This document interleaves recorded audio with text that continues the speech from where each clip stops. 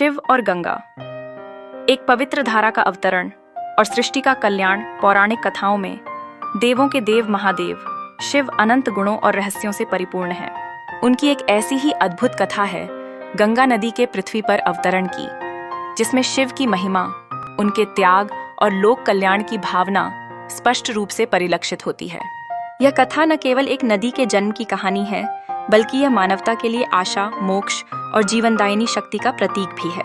यह उस समय की बात है जब पृथ्वी पर घोर अकाल पड़ा था।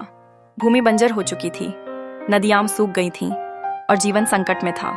चारों ओर हाहाकार मचा था और जल के अभाव में प्राणी त्राहिमाम कर रहे थे। इसी समय इक्ष्वाकु वंश के पराक्रमी राजा सगर ने अश्वमेध यज्ञ का आयोजन किया, जिसका उद्देश्य अपनी शक्ति का प्रदर्शन और देवताओं पर अधिकार प्राप्त करना था। देवराज इंद्र को भय हुआ कि सगर उनका सिंहासन छीन लेंगे, इसलिए उन्होंने यज्ञ के घोड़े को चुराकर उसे पाताल लोक में स्थित महान तपस्वी कपिल मुनि के आश्रम में छुपा दिया। राजा सगर के 60,000 पुत्रों ने घोड़े की खोज में पूरी पृथ्वी और पाताल लोक तक छान मारी। अंततः उन्होंने घोड़े को कपिल मुनि के आश्रम में पाया। मुनि को घोड़े का चोर समझकर वे उन पर बिना विचारे टूट पड़े और उन्हें अपमानित करने लगे। क्रोधित कपिल मुनि ने अपनी तपस्या की शक्ति से एक भयानक ज्वाला उत्पन्न की और क्षण भर में राजा सगर के 60,000 पुत्रों को भस्म कर दिया। उनकी आत्माएं भटकने लगीं, क्योंकि उन्हें मोक्ष प्राप्त नहीं हुआ था और वे प्रेत योनि में फंस गए थे। राजा सगर के पौत्र अंशुमान ने जब यह दुखद समाचार सुना तो वे अपने पितरों के मोक्ष के लिए अत्यंत चिंतित हुए।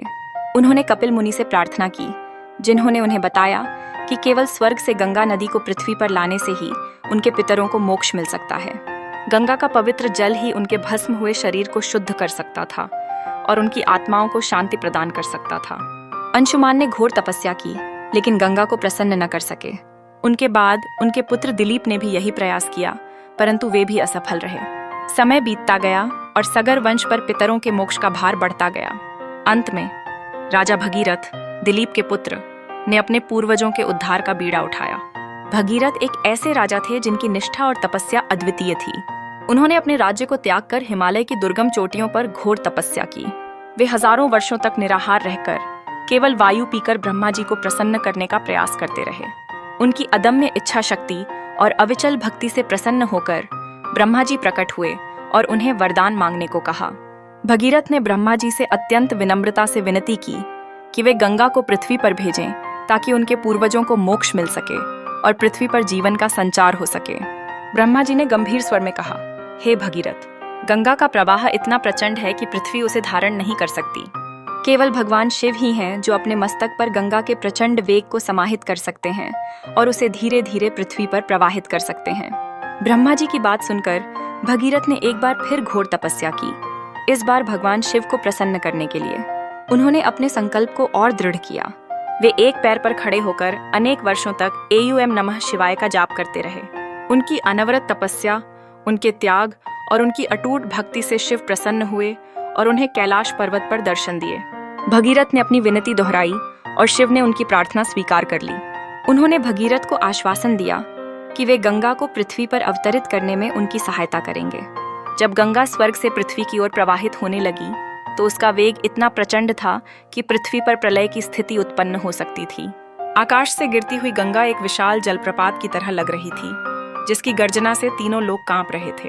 उस भयावह क्षण में भगवान शिव ने अपनी विशाल जटाओं को फैला दिया और गंगा की पूरी धारा को अपनी जटाओं में समेट लिया।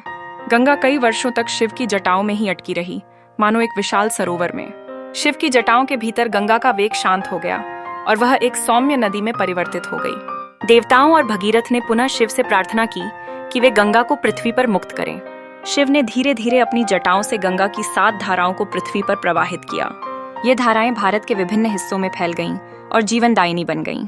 जहां जहां गंगा का पवित्र जल प्रवाहित हुआ, वहां वहां भूमि हरी भरी हो गई, नदियां भर गईं और जीवन का संचार हुआ। गंगा के पृथ्वी पर अवतरण के बाद भगीरथ ने गंगा जल को अपने पूर्वजों की भस्म पर प्रवाहित किया। गंगा के पवित्र स्पर्श से सगर के 60,000 पुत्रों को तुरंत मोक्ष प्राप्त हुआ और उनकी आत्माएं शांति से स्वर्ग लोक को चली गईं। तभी से गंगा को भागीरथी के नाम से भी जाना जाने लगा और यह भारतीयों के लिए सबसे पवित्र नदी बन गई, जो मोक्षदायिनी और पाप मोचनी कहलाती है। यह कथा भगवान शिव के परोपकारी स्वरूप उनकी असीमित शक्ति और उनके त्याग का एक उत्कृष्ट उदाहरण है, जिन्होंने सृष्टि के कल्याण के लिए एक महान कार्य किया। गंगा आज भी करोड़ों लोगों के लिए आस्था का केंद्र और जीवन का आधार है।